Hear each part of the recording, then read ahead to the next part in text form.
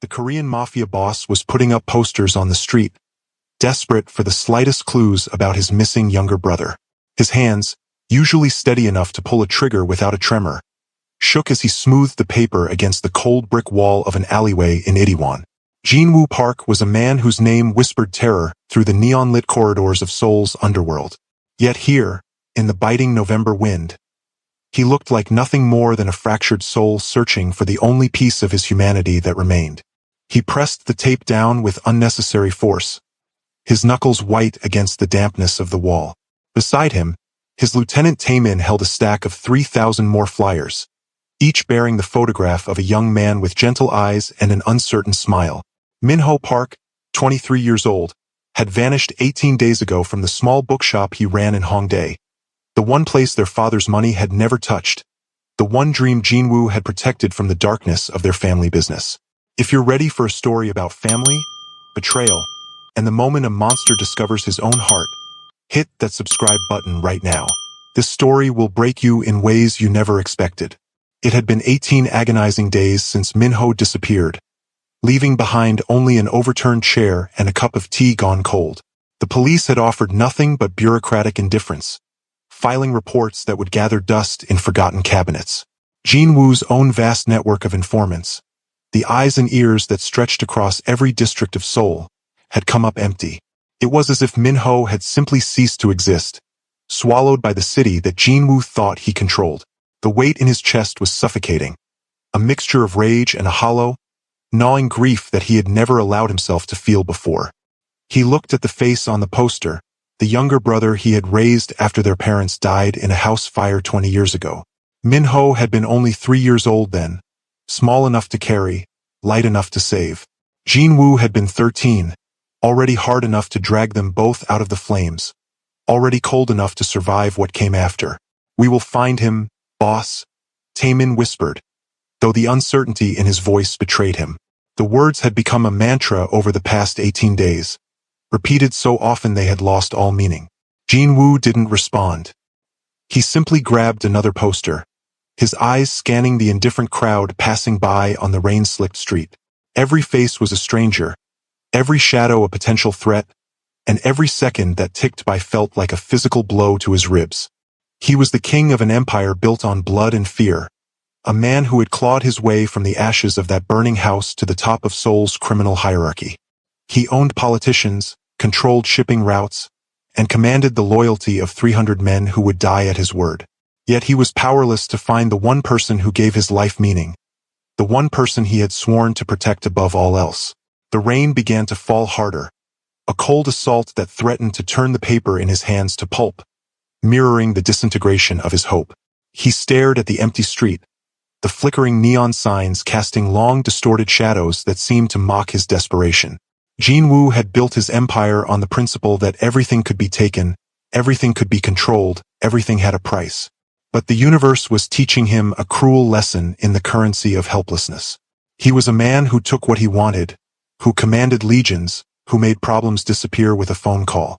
But tonight, standing in the rain with soggy posters in his scarred hands, he was just a brother lost in a world that had suddenly become much too large and much too quiet. The bell above the small cafe door chimed with a bright, cheerful ring as Jinwoo stepped inside, seeking a moment of shelter from the downpour that had turned Seoul's streets into rivers. The warmth hit him immediately, along with the smell of fresh coffee and cinnamon pastries, a stark contrast to the sterile luxury of his penthouse in Gangnam. The cafe was small, wedged between a vinyl record shop and a vintage clothing store, the kind of place that attracted university students and artists, people whose lives were blessedly uncomplicated by the weight of violence. Behind the counter stood a young woman arranging cups with practiced efficiency. Her rich brown skin glowed under the warm pendant lights, and her natural hair was pulled back into a ponytail that swayed as she moved. She wore a simple black apron over a cream-colored sweater, and when she looked up at the sound of the bell, her eyes were the warmest brown Jinwoo had ever seen. This was Keisha Thompson, 28 years old, an English teacher from Atlanta who had come to Seoul 3 years ago to escape the suffocating grief of losing her younger sister to gun violence. She had needed to be somewhere where nothing reminded her of Jasmine's laugh, where the streets didn't echo with the ghost of a girl who would never grow up. Seoul had been random, a pin dropped on a map, but it had become home in the way that broken people sometimes find sanctuary in the unfamiliar. She taught at a private language academy during the week and worked at this cafe on weekends, saving money with no particular goal except the vague notion that someday she might feel whole enough to return to a life that made sense. Keisha looked up as the drenched man entered, and her breath caught slightly. He was tall, powerfully built, wearing an expensive black coat that was soaked through. But it wasn't his appearance that stopped her. It was the look in his eyes, a desperation so profound it seemed to pull all the light from the room. In his hand, he clutched a crumpled, rain-damaged poster. She recognized that look. She had worn it herself for months after Jasmine died. That expression of someone searching for something they would never find. Her heart did a strange, painful twist in her chest as she watched him stand there, water dripping onto the worn wooden floor, his eyes scanning the cafe as if he didn't quite know where he was. Keisha's gaze fell to the poster in his hand, and the world tilted sideways. She had seen that face every single day for the past 2 weeks. She had made that face breakfast this morning, scrambled eggs with too much pepper the way he liked them. She had listened to that face read poetry out loud in Korean while she corrected English essays at her small kitchen table. That face was currently in her apartment 3 blocks away, probably reading one of the philosophy books he loved, wrapped in the oversized blanket she had given him because he was always cold. She froze, the coffee cup in her hand hovering in midair. Her heart began to hammer against her ribs, a frantic rhythm that made her breath hitch. She looked at the man more carefully now, noticing the hardness in his jaw, the profound exhaustion etched into the corners of his eyes, the way his free hand was clenched into a fist so tight his knuckles had gone white. He didn't look like a customer. He looked like a man standing on the edge of a precipice, one breath away from falling into an abyss that would swallow him whole. Keisha's mind raced back to 2 weeks ago, to the rainy Tuesday evening when she had found the young man huddled in the doorway of a closed shop near Hongdae Station. He had been soaking wet, shivering violently, his eyes wide with terror that seemed to exist beyond the physical cold. When she had approached him, asking in her careful Korean if he needed help, he had flinched so hard he hit his head against the metal door behind him. There was a fresh bruise blooming on his temple, and his hands were scraped raw. He had looked at her with the eyes of a frightened animal, unable or unwilling to speak. She had tried calling the police, but he had grabbed her wrist with surprising strength, shaking his head frantically, tears streaming down his face. The word he had managed to choke out over and over was a single syllable that sounded like no, no, no.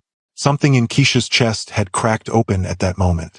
She saw Jasmine in his terrified eyes, saw every lost and frightened person she had failed to save, including herself. So she had made a choice that defied all logic and self-preservation. She had taken off her coat and wrapped it around his shoulders. She had helped him stand on shaking legs. And she had brought him home to her tiny apartment, this stranger who couldn't or wouldn't tell her his name. For the first 3 days, he had barely spoken, jumping at every sound, refusing to go near the windows. He slept curled in a ball on her couch, whimpering in his sleep. Keisha had called in sick to work, spending her days coaxing him to eat, to drink water, to believe that he was safe. Gradually, painfully, he had begun to emerge from his shell of trauma. His name was Minho, he had finally whispered on the 4th day. He loved books and hated violence and had dreams of opening a bookshop that sold only poetry. He had a brother, but he couldn't talk about his brother. His face would close up and terror would flood back into his eyes whenever the subject arose.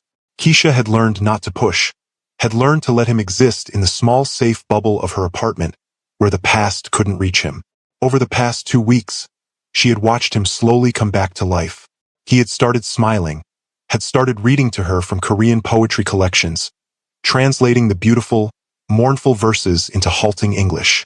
He had told her about his bookshop, about the customers who came looking for solace between pages, about the life he was building that was gentle and kind.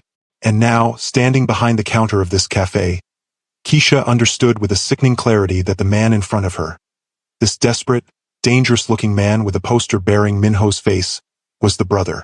The brother that Minho was terrified of. The brother that had driven him into the rain-soaked night, bruised and broken and unable to speak. Every protective instinct in Keisha's body screamed at her to stay silent, to let this man leave, to protect the frightened young man who had become something like family to her. But she looked at the poster again, at the anguish carved into the stranger's face, and she saw something that gave her pause. This wasn't the face of someone who had hurt Min-ho. This was the face of someone who was being destroyed by his absence. Keisha set down the coffee cup, her hands trembling slightly. She stepped around the counter, her voice coming out softer than she intended, barely audible over the jazz music playing from the cafe speakers. "Sir," she began, her eyes locking onto his. "That young man, I know where he is." The words hung in the air between them like a held breath. Jinwoo spun around so fast that Taemin, who had been standing by the door, instinctively reached for the weapon concealed beneath his jacket. The world seemed to stop, the hiss of the espresso machine and the murmur of the other cafe patrons fading into a dull roar in Jinwoo's ears. He stared at this woman, this stranger with kind eyes and an American accent, trying to process the words she had just spoken. "What did you say?" His voice came out as a rough whisper, barely controlled. "Tell me again. Where is my brother?" The desperation in his tone was so raw, so completely stripped of the commanding authority he usually wielded, that several customers turned to look. Keisha saw the tears gathering in his eyes, saw the mask of the dangerous man beginning to crumble to reveal something much more vulnerable underneath. "He's safe," Keisha said quietly, her hands coming up in a calming gesture. "He's been staying with me for 2 weeks. I found him near Hongdae Station. He was hurt and scared." And she paused, choosing her words carefully. "He couldn't tell me what happened. But I couldn't just leave him there. I took him home." Jinwoo's knees nearly buckled. He reached out, gripping the edge of a nearby table to steady himself, his breath coming in sharp, painful gasps. Taemin moved closer, concerned, but Jinwoo waved him away with a shaking hand. The relief that flooded through him was so intense it was almost painful, a physical wave that threatened to drown him. For 18 days, he had imagined every horrible possibility. Min-ho dead in a ditch, Min-ho tortured by rivals, Min-ho sold into some nightmare that Jinwoo's own dark imagination could conjure. But he was safe. He was with this woman who smelled like coffee and kindness, who had taken in a terrified stranger and asked for nothing in return. "Take me to him," Jinwoo said, and it wasn't a command despite his attempt to make it sound like one. It was a plea, desperate and broken. "Please, right now." Keisha hesitated, studying his face. She saw the same desperate love there that she had felt for Jasmine, the kind of love that would burn the world down to keep someone safe. But she also saw something else, something harder and more dangerous lurking beneath the surface. "Min-ho is very fragile right now," Keisha said carefully. "Whatever happened to him, it left him traumatized. If you're the reason he was hurt, if you're the reason he's afraid, then I won't." Jinwoo cut her off, his voice cracking. "I would never hurt him. Never. He's my brother. He's all I have. Please." The sincerity in his voice, the naked pain, convinced her. Keisha nodded slowly, untying her apron. "Let me tell my manager I need to leave," she said. "Wait here." As she walked to the back room, Taemin leaned close to Jinwoo, his voice low. "Boss, this could be a trap. We should bring more men, secure the location first." Jinwoo shook his head, water droplets flying from his dark hair. "No, if she wanted to harm us, she wouldn't have told me anything. She would have let me walk out into the rain and keep searching forever. This woman, she saved him when I couldn't." When Keisha returned, pulling on a raincoat, she led them out into the downpour. The walk to her apartment felt like an eternity to Jinwoo, every step a battle between hope and fear. What if Min-ho didn't want to see him? What if his brother looked at him with hatred or fear? What if Jinwoo's world, the violent empire he had built, had finally destroyed the one pure thing he had tried to protect? They walked through narrow streets, past convenience stores and late-night restaurants, the neon signs reflecting in puddles that had become small lakes. Keisha led them to an older building, the kind that had been built in the 70s and showed its age in every crack in the concrete. She climbed the stairs to the 3rd floor, Jinwoo and Taemin following in tense silence. When she reached her door, she turned to face Jinwoo, her expression serious. "He's been through something terrible," Keisha said quietly. "Please be gentle. Don't push him to talk about what he's not ready to share." Jinwoo nodded, his throat too tight for words. His heart was pounding so hard he could feel it in his temples, in his fingertips, in every nerve of his body. Keisha unlocked the door and pushed it open. The smell that wafted out hit Jinwoo like a physical blow. It was the smell of jasmine tea and old books, of safety and warmth, of everything he had tried to preserve in Minho's life despite the darkness of his own. The apartment was small and cluttered in a comfortable way, with bookshelves lining the walls and plants on every available surface. And there, sitting cross-legged on a worn couch with a book open in his lap, was Minho. He looked up at the sound of the door, a smile starting to form for Keisha, and then he saw his brother. The book slipped from his hands, falling to the floor with a soft thud. His face went through a series of expressions so quickly they blurred together: surprise, fear, confusion, and then something that looked almost like relief before the fear came rushing back. Hyung, Minho whispered, the formal term for older brother barely audible. Jinwoo felt his knees give out. He hit the floor hard, not caring about the pain, not caring about anything except the fact that his brother was alive and whole and right there in front of him. Minho, he choked out, the name a jagged piece of glass in his throat. I thought I couldn't find you, I've been. The words dissolved into sobs that shook his entire frame. Jinwoo Park, the man who had killed his first person at 16, who had built an empire on fear and blood, who had never shown weakness in front of anyone, wept like a child. Minho sat frozen on the couch, his own eyes filling with tears. He looked at Keisha, who was standing by the door with her hand over her mouth, her own face wet with tears. Then he looked back at his brother, at this man who had raised him and protected him and loved him with a fierceness that had sometimes felt suffocating, and something in his chest cracked open. Minho slid off the couch and moved toward his brother slowly, as if approaching a wounded animal. When he was close enough, he reached out a hesitant hand and touched Jinwoo's shoulder. Hyung, Minho said again, his voice stronger this time. I'm okay. I'm safe. Jinwoo looked up, his face ravaged by tears, and pulled his brother into a crushing embrace. He buried his face in Minho's shoulder, breathing in the familiar scent of him, the proof that he was real and alive. I'm sorry, Jinwoo whispered against his brother's shirt. I'm so sorry. I couldn't protect you. I failed you.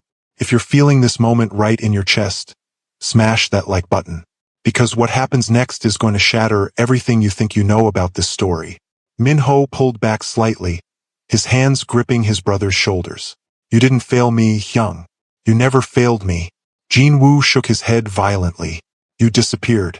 Someone took you, someone hurt you. He gestured to the fading bruise on Minho's temple. I will find them. I will make them pay for every second of fear you felt. I will burn down every building in Seoul until I find who did this to you. The violence in Jinwoo's voice made Keisha take an involuntary step back, reminded suddenly of the dangerous world this man inhabited. But Minho didn't flinch. He looked at his brother with an expression that was infinitely sad and infinitely tired. Hyung, Minho said quietly, nobody took me. I ran away. The words landed like a physical blow. Jinwoo stared at his brother, unable to process what he had just heard. What? No, you couldn't have. You were hurt, you were terrified. Minho nodded slowly. I was terrified, but not because someone kidnapped me. I was terrified because I heard something I wasn't supposed to hear. Something about you.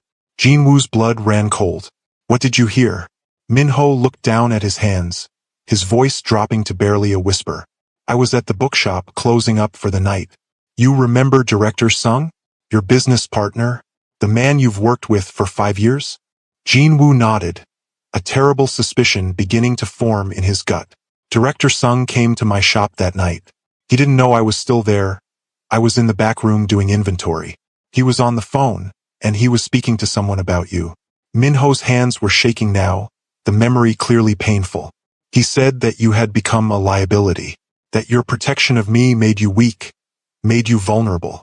He said that the organization would be stronger without you, that once you were eliminated, he could take control and expand the operations without your moral limitations. The room seemed to tilt. Jinwoo felt like the floor had opened beneath him. Director Sung, the man he had trusted with his life, the man who had stood beside him for 5 years as they built their empire, was planning to kill him. But that's not the worst part, Minho continued, his voice breaking. He said the best way to destroy you was to make it look like I had been killed by a rival gang. He said that once you believed I was dead, You would be so consumed by rage that you would make mistakes. You would start a war that would give him the excuse to have you eliminated by your own people, claiming you had become reckless and dangerous. Jinwoo couldn't breathe. The betrayal was so enormous, so complete, that it felt like his chest was being crushed. I heard him say my name, Minho whispered. I heard him describe how they would stage it, how they would make sure my body was found in a way that would break you completely. And I panicked. I ran out the back door. I didn't take my phone, I didn't take my wallet, I just ran. I ran until I couldn't run anymore, and then I didn't know where I was or what to do. I was terrified that if I contacted you, they would find me. I thought if I disappeared completely, maybe they wouldn't go through with it. Maybe you would be safe if I was just gone. The pieces fell into place with horrible clarity. Minho hadn't been kidnapped. He had sacrificed himself, had chosen to vanish into the city rather than be used as a weapon against his brother. Jinwoo looked at this young man, this gentle soul who had tried to protect him in the only way he knew how, and felt something fundamental shift inside him. You've been living here for 2 weeks, Jinwoo said, looking around the small apartment. Keisha has been taking care of you. Minho nodded, turning to look at Keisha with an expression of deep gratitude. She found me when I had nothing. She gave me food and shelter and safety. She asked for nothing in return. She didn't even know who I was. Jinwoo stood slowly, his legs unsteady. He walked over to Keisha, who was watching the scene with wide eyes, clearly overwhelmed by the revelation of betrayal and violence that had just unfolded in her living room. He stopped in front of her and bowed deeply, a gesture of profound respect that made Taemin's eyes widen in shock. You saved my brother's life, Jinwoo said, his voice thick with emotion. You protected him when I couldn't. You gave him sanctuary when the world he knew had turned into a nightmare. There are no words adequate to thank you for this. Keisha shook her head, uncomfortable with the intensity of his gratitude. I just did what anyone should do. He needed help, I helped him. But that's not true, Jinwoo said, straightening. Most people would have walked past. Most people would have called the authorities and moved on with their lives. You took him into your home. You gave him your time, your resources, your care. You risked yourself for a stranger. That is not something just anyone would do. He paused, his expression becoming more serious. And now, because you did that kindness, you are in danger. If Director Sung discovers that Minho is alive, if he finds out you have been sheltering him, he will come for you. He will not hesitate to kill you to tie up this loose end. The color drained from Keisha's face. I don't understand. Why would anyone want to hurt me? I'm just a teacher. I'm nobody. You're the person who knows the truth, Jinwoo said grimly. You're the person who can testify that Minho was hiding from a threat, that he was running from something specific. You're a witness, and in my world, witnesses don't live long. Keisha felt her legs go weak. She sat down heavily on the arm of the couch, her mind racing. I didn't ask for any of this. I just wanted to help. I know, Jinwoo said gently, but good intentions don't protect you from bad men. From this moment on, you are under my protection. You will come with us. You will stay somewhere safe until I can eliminate the threat. Eliminate the threat? Keisha repeated, her voice hollow. You mean kill him? Kill Director Sung and anyone else involved in the plan to use Minho against you. Jinwoo didn't deny it. Yes, this is the world I live in. This is the only language that men like Director Sung understand. If I show mercy, if I show weakness, they will see it as an invitation to try again. The only way to keep Minho safe, to keep you safe, is to remove the threat permanently. Keisha looked at Minho, who was sitting on the couch with his head in his hands. Is this what you want? She asked him. For your brother to kill people because of you? Minho looked up, his eyes red from crying. I don't want anyone to die. But I also know my brother. I know the world he lives in. If Director Sung isn't stopped, he won't stop with just trying to kill Hyung. He'll keep going until he has eliminated everyone who might threaten his control. Including me. Including you now. I hate it, but I understand it. Keisha felt like she was standing at a crossroads, looking down 2 paths that both led to darkness. On one side, she could refuse Jinwoo's protection, could try to go back to her normal life and pretend that the past 2 weeks hadn't happened. But she knew, deep in her bones, that this Director Sung would find her eventually. Men who planned murders didn't leave loose ends. On the other side, She could accept Jinwoo's protection, could enter his world of violence and fear, could become complicit in the deaths that would follow. The choice felt impossible, a betrayal of everything she believed in. But then she looked at Minho, at this gentle young man who had read her poetry and helped her cook dinner and slowly healed in the safety of her small apartment. She thought about Jasmine, about how she would have done anything, would have made any choice to keep her sister safe. Okay, Keisha said quietly. I'll come with you, but I have conditions. Jinwoo raised an eyebrow, surprised. You're in no position to negotiate conditions. Maybe not, Keisha said, her voice growing stronger. But I'm doing it anyway. First, Minho gets to choose what happens next. If he wants to stay hidden, you let him stay hidden. If he wants to leave Seoul entirely, you help him do that. You don't force him into your world just because it's easier for you. Jinwoo looked at his brother, then back at Keisha. Agreed. Second, you don't hurt anyone who isn't directly involved in the plot against you. No collateral damage. No killing someone just because they might know something. You promised you want to keep me safe. Prove it by not turning me into an accomplice to mass murder. Jinwoo was quiet for a long moment. That may not be possible. In my world, things are not always clean. Sometimes innocent people get caught in the crossfire. Then you make sure they don't, Keisha said firmly. You're powerful enough to control your own actions. Choose to be better than the people trying to kill you. Jinwoo saw something in her eyes that reminded him of why he had worked so hard to keep Minho separate from his world. She had a moral clarity that he had lost years ago, a belief that right and wrong still mattered. It was naive and impractical and completely incompatible with the realities of his life. But it was also beautiful, and he found himself wanting to protect that innocence, even if he couldn't share it. I will do my best, Jinwoo said finally, but I make no promises I cannot keep. That will have to be enough. Keisha nodded, knowing it was the best she would get.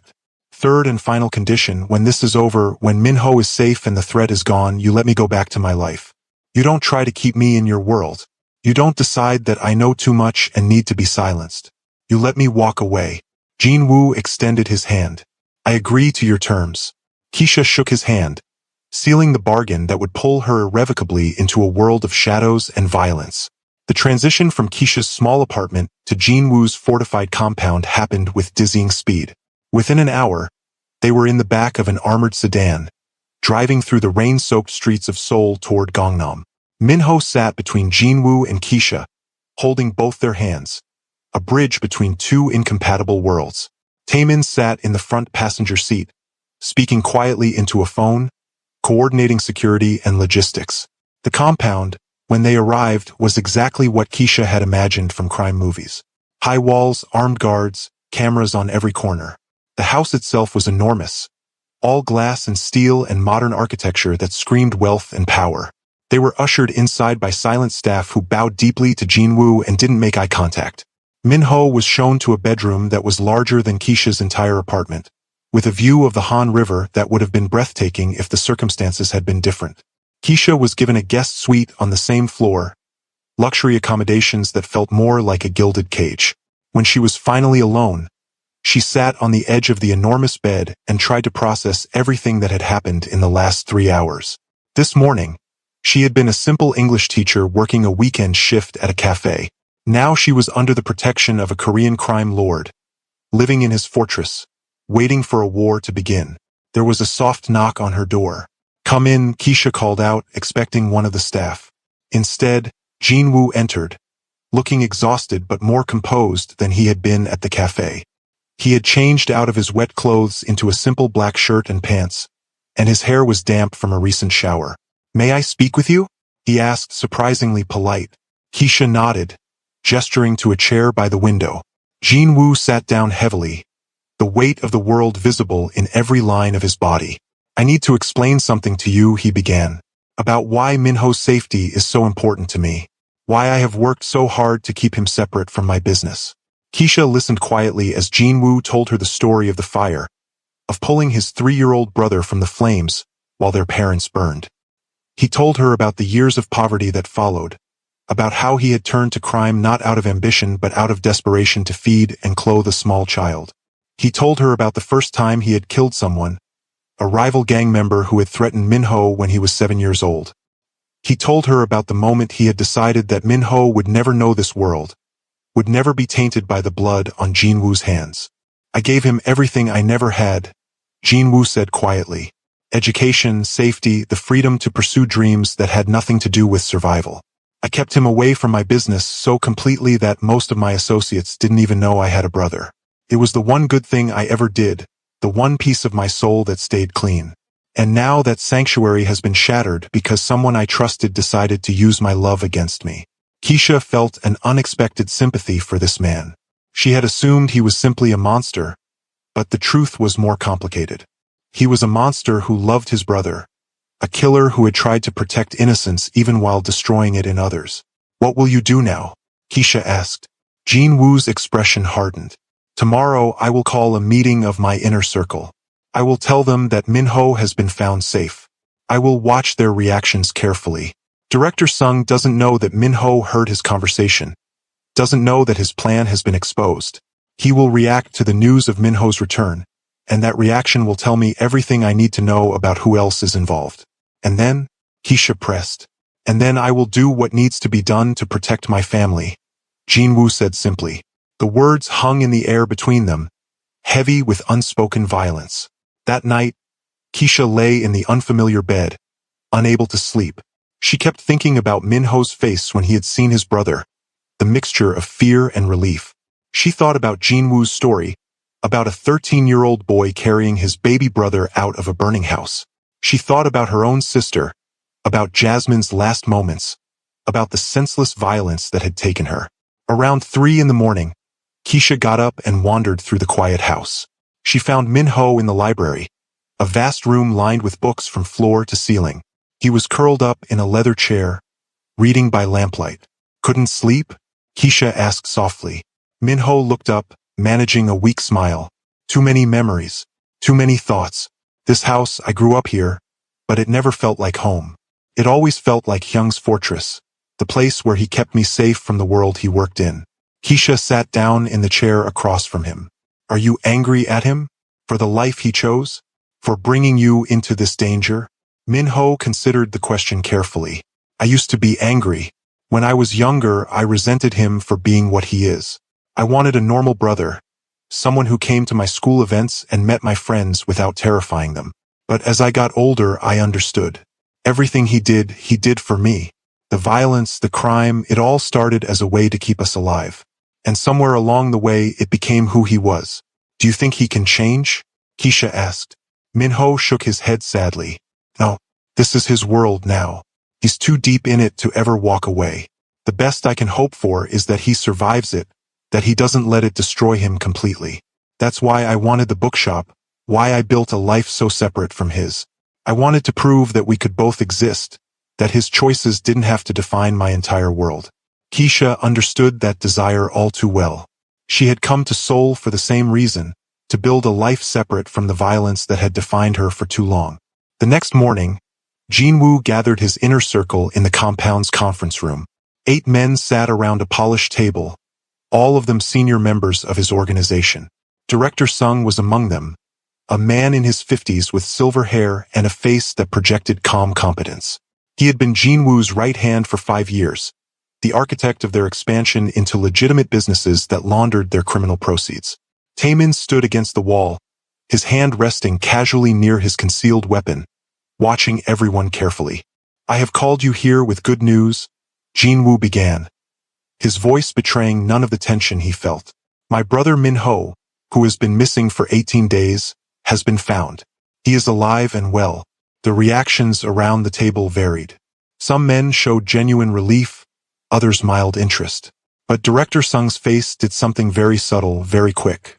His eyes widened for a fraction of a second, and his hand twitched toward his phone before he caught himself. It was enough. Jin-woo saw it, and he knew with absolute certainty that Min-ho had told the truth. That is wonderful news, Director Sung said smoothly, his composure recovered. Where was he found? What happened to him? He was staying with a kind stranger who helped him when he was in distress, Jin-woo said, watching the man's face carefully. He had some trouble, became confused and frightened. But he is safe now, here with me. Director Sung nodded, but Jin-woo could see the calculations happening behind his eyes. The man was trying to figure out how much Minho remembered, whether his plan had been exposed. I would like to see him, Director Sung said, to welcome him back personally. I'm sure he would appreciate that, Jinwoo replied, his voice carefully neutral. Perhaps later this week, once he has had time to rest and recover. The meeting continued with discussion of various business matters, but Jinwoo's attention was focused entirely on Director Sung. He watched the man's hands, the way they occasionally trembled slightly. He watched his eyes, the way they kept darting to the door as if calculating escape routes. He watched his breathing, shallow and controlled, the breathing of someone under immense stress. After the meeting concluded and the men began to file out, Director Sung lingered. Jinwoo, might I have a private word?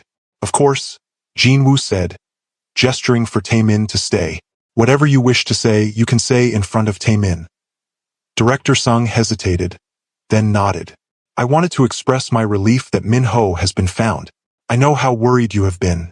In fact, I have been conducting my own investigation into his disappearance. I have some information that you might find disturbing. Jinwoo felt his muscles tense. Oh, what information is that? I have reason to believe that Minho's disappearance was not random, Director Sung said carefully. I believe it may have been orchestrated by rivals who sought to use him as leverage against you. I have been gathering evidence, and I think I have identified the parties responsible. Jinwoo felt a cold fury building in his chest. The audacity of this man, to stand here and fabricate a story, to try to redirect suspicion onto innocent parties. Who do you suspect? Director Sung pulled out his phone, scrolling through what looked like documents. The Red Phoenix gang has been making moves into our territory. I believe they took Minho as part of a larger plan to weaken your position. I have locations where I believe they are holding evidence of their involvement. It was a masterful performance. Director Sung was trying to manipulate Jinwoo into starting a war with a rival gang, exactly as Minho had overheard. The violence would give Director Sung the perfect cover to eliminate Jinwoo, claiming he had become too reckless, too consumed by revenge. Tell me, Jinwoo said quietly, when did you begin this investigation? Director Sung smiled. The moment I heard Minho was missing. I knew how important he is to you. I wanted to help in any way I could. Jinwoo stood slowly, walking around the table toward Director Sung. The older man's smile faltered slightly as Jinwoo approached. You have been very thorough, Jinwoo said. Very dedicated. It almost sounds as if you knew where to look before Minho even disappeared. Director Sung's face went pale. I don't understand what you mean. I think you understand perfectly, Jinwoo said, his voice dropping to a deadly whisper. I think you knew exactly where to look because you were the one who planned it. You were the one who decided that my love for my brother made me weak. You were the one who thought you could use Minho's death to destroy me. Director Sung stepped back, his hand reaching into his jacket. He never completed the motion. Taemin moved with lethal speed, his weapon drawn and pressed against the back of Director Sung's head before the older man's fingers even touched his own gun. I would recommend staying very still, Taemin said calmly. Jinwoo reached into Director Sung's jacket and removed his weapon, a small pistol that he placed on the table. Now, Jinwoo said, his voice still eerily calm, you are going to tell me everything. Who else is involved in your plan?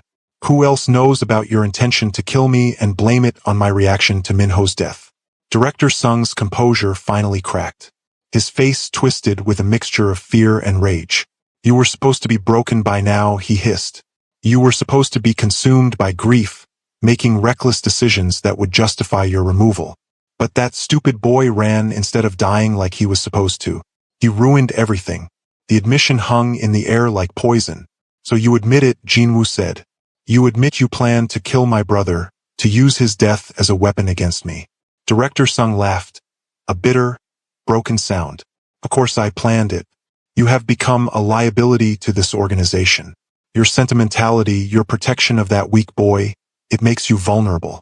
Real power requires the willingness to sacrifice anything, anyone. You have never understood that. Jinwoo felt something cold settle in his chest. You're wrong, he said quietly. I understand sacrifice better than you ever could. I have sacrificed my soul, my humanity, my chance at any kind of normal life. I have sacrificed everything except my brother, because he is the one thing that reminds me I was once human. And you thought you could take that from me. Director Sung spat on the floor. Sentiment is weakness. You should have learned that years ago. Jinwoo looked at this man he had trusted. This man who had stood beside him for 5 years, and felt nothing but a cold, clinical need for this threat to be removed. Take him to the lower level, Jinwoo ordered Taemin. I want a full list of everyone involved in this plot. Everyone who knew, everyone who helped, everyone who planned to benefit from my death. And then I want you to make examples of them. Examples that will ensure no one ever thinks to betray this family again. As Taemin dragged Director Sung from the room, the man screamed threats and curses, his composure completely shattered. Jinwoo stood alone in the conference room, feeling the weight of what was about to happen. He knew what Taemin would do in the lower level, knew the kind of information extraction that would occur. He knew that by tomorrow, Director Sung and his co-conspirators would be nothing but a message to anyone else who might consider betrayal. He walked slowly back to the residential wing of the compound, his mind a tangle of dark thoughts. When he reached Minho's room, he found his brother sitting with Keisha, both of them looking up as he entered. It's done, Jinwoo said simply. Director Sung has confessed. He and everyone involved in the plot will be dealt with by morning. Minho's face went pale.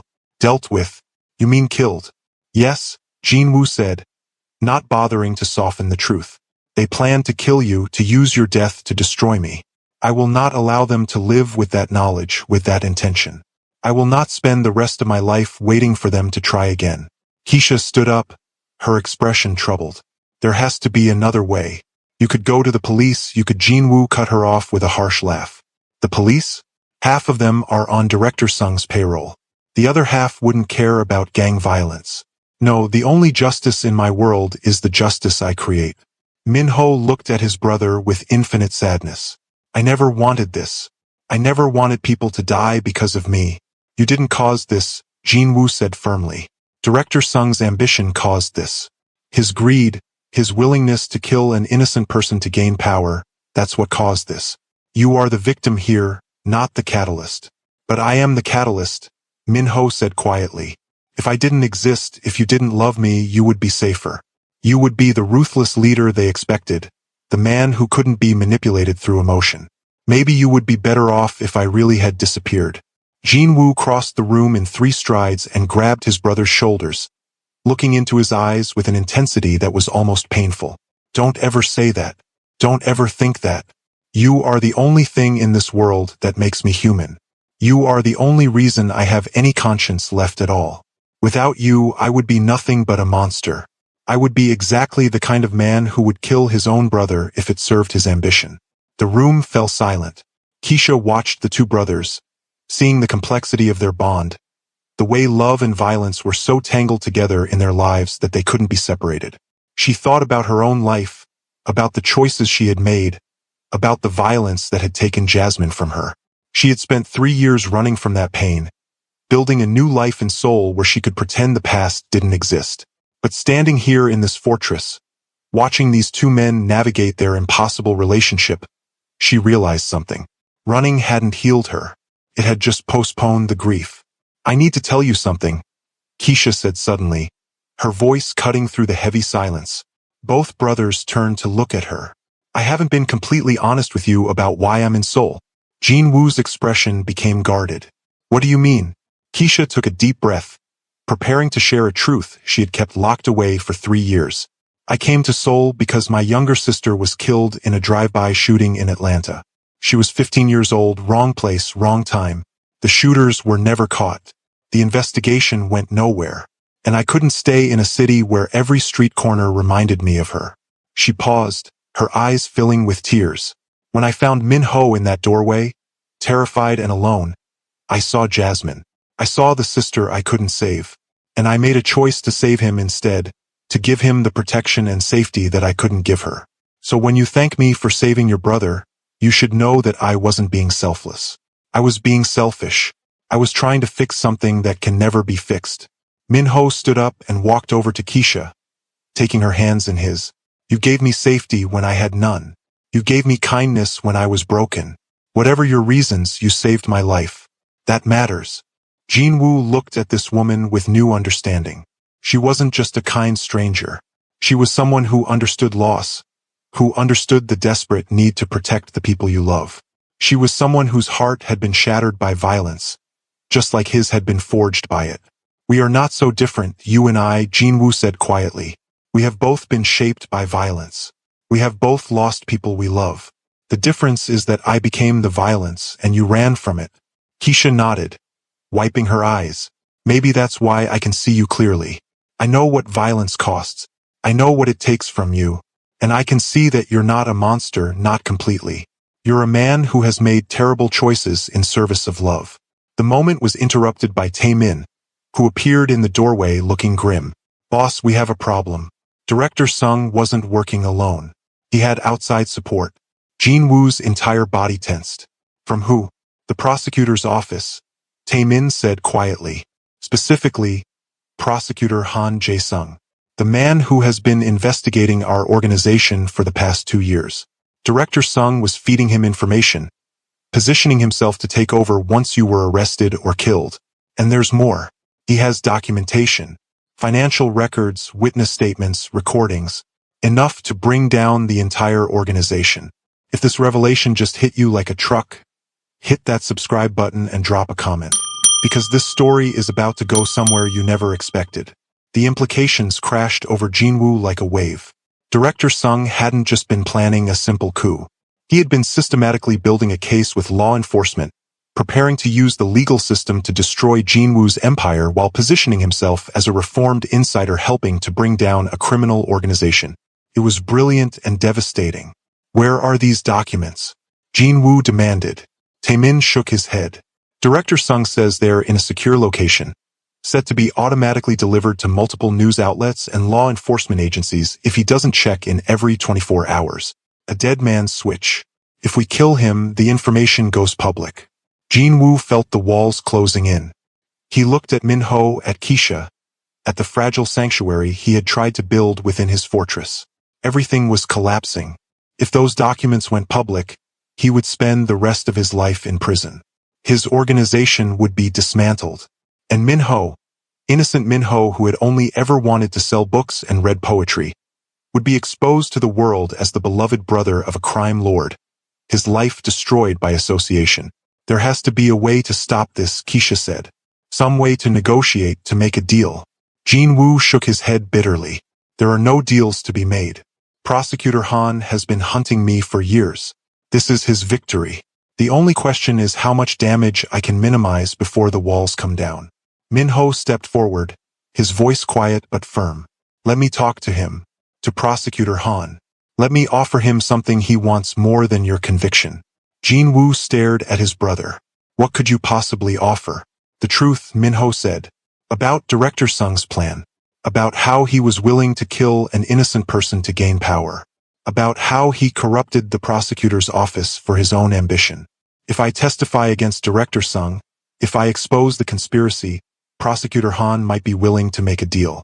He gets to take down a corrupt insider and expose police corruption.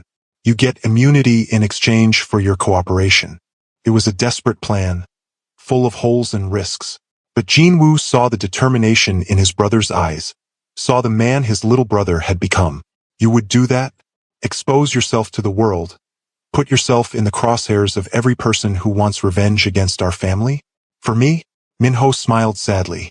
You carried me out of a fire when I was 3 years old. You raised me, protected me, gave me every opportunity you never had. This is the one thing I can do to protect you. Let me carry you for once. The meeting with Prosecutor Han Jae-sung was arranged for the following evening, in a neutral location, a private room at a high-end hotel. Jinwoo, Minho, Keisha, and Taemin arrived to find the prosecutor already there. A man in his 40s with sharp eyes and an expression of barely contained triumph. So, the great Jinwoo Park comes to negotiate, Prosecutor Han said, his voice dripping with satisfaction. I never thought I would see this day. Save your gloating, Jinwoo said coldly. We have a proposition. Minho stepped forward before his brother could continue. Prosecutor Han, my name is Minho Park. I am the person who was the target of Director Sung's murder plot. I heard him on the phone planning my death and my brother's assassination. I am willing to testify to everything I heard, To provide you with a witness to conspiracy to commit murder. Prosecutor Han leaned back in his chair, studying Min-ho carefully. And what do you want in exchange for this testimony? Immunity for my brother, Min-ho said firmly. Full immunity from prosecution for any crimes he may have committed prior to this moment. In exchange, he will cooperate with your investigation into Director Sung and any other corrupt officials who were involved in this plot. The prosecutor laughed, a harsh, bitter sound. You think I would give up years of work, years of building a case against one of Seoul's most dangerous crime lords, in exchange for one relatively minor conspiracy case? Min-ho didn't flinch. I think you would if you understood the full scope of what Director Sung was doing. He pulled out a folder that Jin-woo had helped him prepare, filled with information that Tae-min had extracted from Director Sung's interrogation. This contains evidence that Director Sung was not just planning to kill my brother and me. He was also embezzling funds from the organization, laundering money through offshore accounts, and bribing multiple judges and police officials. Some of those officials are people you work with, people you trust. If you prosecute my brother, this information dies with him. But if you grant him immunity, you get access to all of it. You get to clean up your own office, expose corruption at the highest levels, and still get a major conviction. Prosecutor Han took the folder, flipping through the pages. His expression slowly changed from skepticism to interest to barely concealed excitement. This is substantial, he admitted. But how do I know it's real? How do I know this isn't just fabricated evidence designed to save your brother? You don't, Keisha said, speaking up for the first time. But you can verify it. Every piece of information in that folder can be independently confirmed. Bank records, phone logs, surveillance footage. It's all real because Director Sung was arrogant enough to think he would never be caught. Prosecutor Han looked at her, really looked at her for the first time. And who are you in all of this? Just someone who got caught in the crossfire, Keisha said. Someone who helped Min-ho when he needed it and is now trying to help him finish this without more people dying. The prosecutor was silent for a long moment, the wheels clearly turning in his head. He looked at the evidence, then at Min-ho's determined face, then at Jin-woo's carefully neutral expression. Finally, he spoke. I can't give you full immunity. That's not possible given the extent of your brother's crimes. But I can offer you a deal. Jin-woo testifies against Director Sung and provides evidence against the corrupt officials. In exchange, he receives a reduced sentence, no more than 5 years, and the bulk of the organization's legitimate businesses remain intact to provide for you and your dependents. It wasn't what they had asked for, but Jin-woo saw the wisdom in it. 5 years was survivable. Min-ho would be safe, Keisha would be safe, and the infrastructure that supported the people who depended on him would remain. I accept, Jin-woo said quietly, with one additional condition. Min-ho and Keisha are placed in protective custody until Director Sung and all his co-conspirators are arrested. I won't have them used as leverage against me. Prosecutor Han nodded. Agreed. We have a deal. The handshake that sealed the agreement felt surreal to Keisha. She had walked into a cafe that morning expecting a normal day, and now she was witnessing a crime lord negotiate his own surrender to justice. The next 72 hours were a whirlwind of activity. Director Sung and 14 other conspirators, including 3 judges and 5 police officials, were arrested in coordinated raids. The news exploded across Seoul, a corruption scandal of massive proportions. Jin-woo provided testimony, names, evidence, everything the prosecutor's office needed to build an airtight case. Min-ho was placed in a safe house with Keisha, protected by both police and Jin-woo's own people who remained loyal. The two of them spent the days reading, talking, processing everything that had happened. One evening, as they sat watching the sunset over Seoul, Min-ho turned to Keisha. What will you do after this is over? After Hyung goes to prison and I'm free to resume my life? Keisha had been thinking about that question constantly. I think I'll go back to the cafe, back to teaching, back to the quiet life I built. But now it will be different. Now I'll know that I didn't just run from violence. I faced it, I survived it, and I helped someone else survive it too. Min-ho smiled. Will you visit him? In prison? I think I should, Keisha said.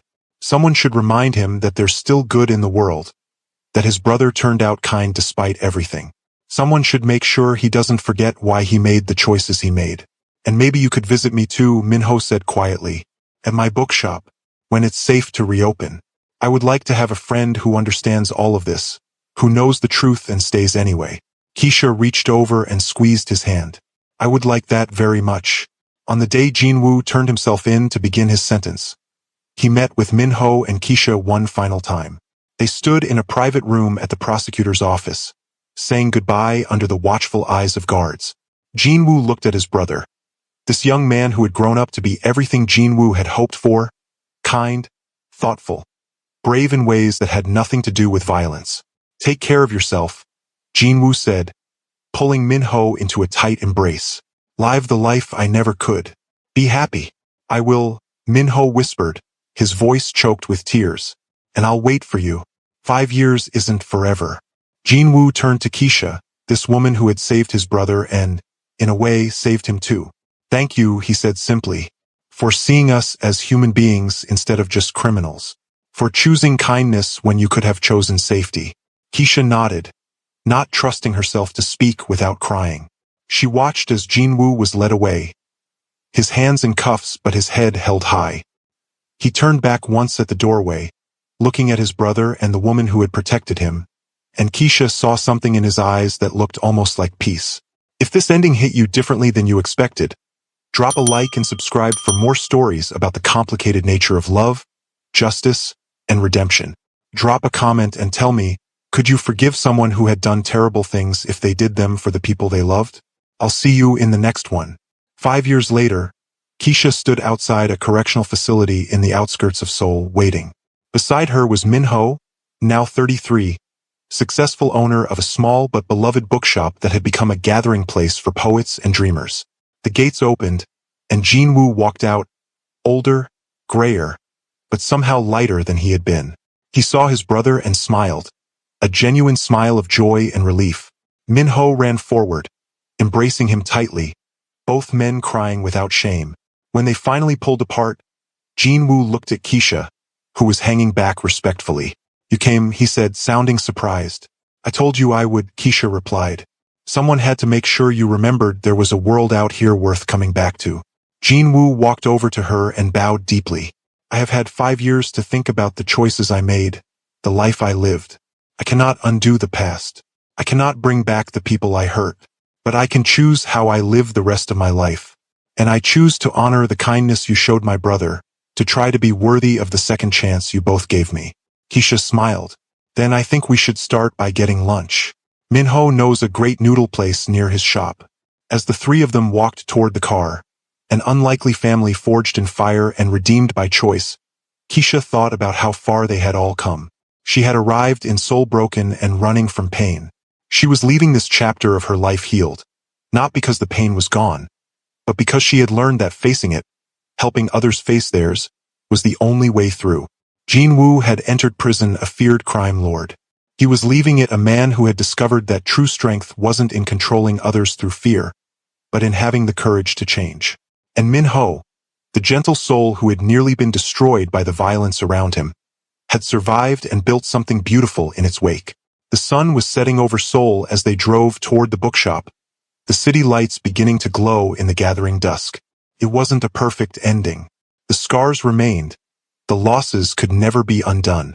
But it was an ending that held the promise of something better, something honest, something earned. And sometimes Keisha thought that was enough.